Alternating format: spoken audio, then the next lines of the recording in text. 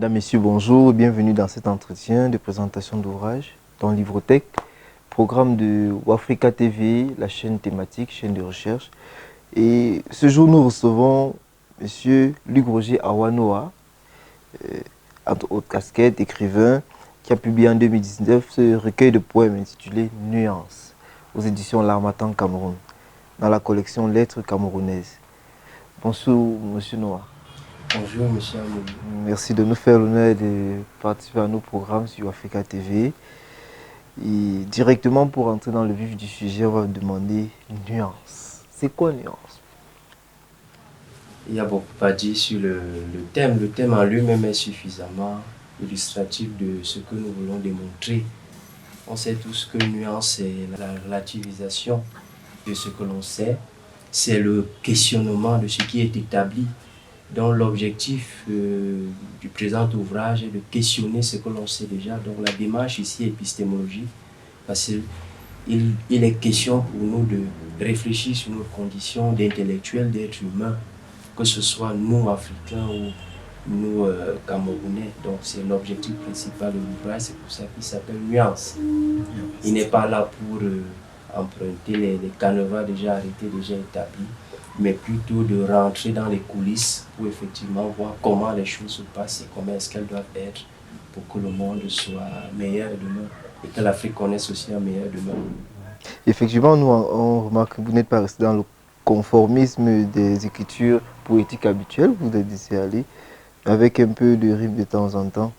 Maintenant, sur la thématique générale, on remarque bien qu'il y a un certain nombre d'aspects qui transparaissent de l'ouvrage et qui abordent notre vie quotidienne et notamment notre nature humaine, quoi. Il y a ce poème de la page 61, une prière des hommes, que j'aime bien. Notre Père qui es aux cieux, que ton nom soit mercantilisé, que ton règne indiffère, que ta volonté soit dévoyée sur la terre en attendant la miséricorde du ciel. Donne-nous dans l'immédiat notre bonheur rutilant et ses atours. Pardonne-nous ces quelques offenses comme nous pardonnons aussi, par nominalisme, la cruauté de ceux qui nous ont offensés. Et ne nous soumets pas à la tentation lorsqu'elle grève notre bien, mais délivre-nous de la pauvreté et surtout de la mort. Amen. On remarque effectivement que dans ce poème, qui est un peu un échantillon, on va le dire, la miniaturisation de tout ce qui est dans ce recueil, l'aspect, on va dire, égocentrique ou bien égotiste de l'être humain que vous voulez présenter. Donc, pensez-vous que l'être humain ne pense qu'à lui, il vit pour lui, sans lendemain et tout, au point de se dire que le Tout-Puissant, d'après ceux qui croient, n'est que là pour exaucer ses désirs. Bon, vous avez donné le mot exact, l'égotisme. En réalité, dans ce poème, je voudrais montrer en réalité que l'être humain, généralement, est toujours tourné vers lui.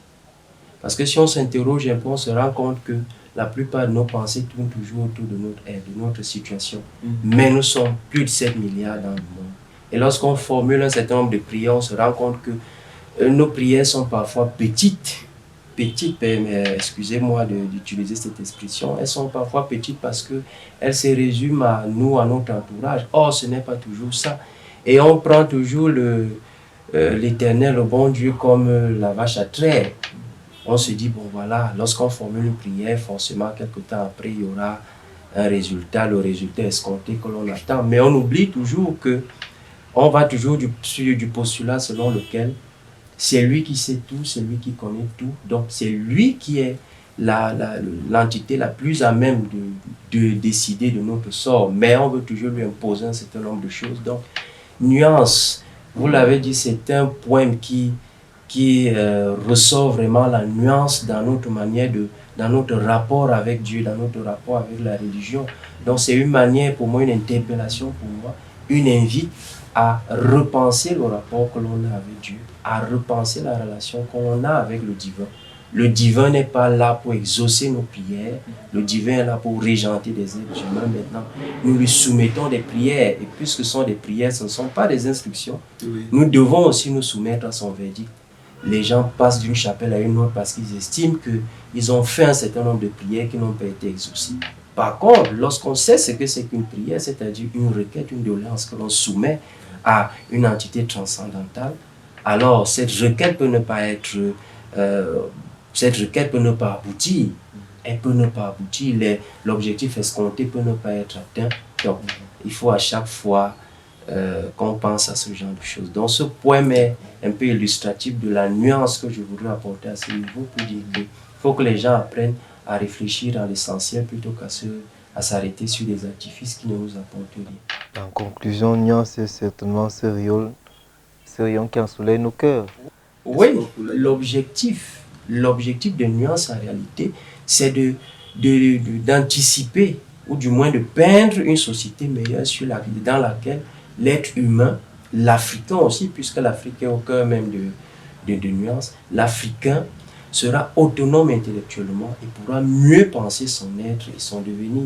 Il ne s'agit pas seulement de mettre en lumière un certain nombre d'insuffisances, mais aussi de lui donner les outils intellectuels, d'où la nuance, la libération intellectuelle, de lui donner un certain nombre d'outils intellectuels et psychologiques qui lui permettront d'accéder au mieux-être escompté. Donc voilà l'objectif principal de Nuance. Alors l'ouvrage est toujours disponible aux éditions L'Harmattan et dans tous les lieux de vente publique. Merci à notre auteur. C'est moi qui vous remercie. Et merci surtout de toujours répondre à nos sollicitations. À très vite.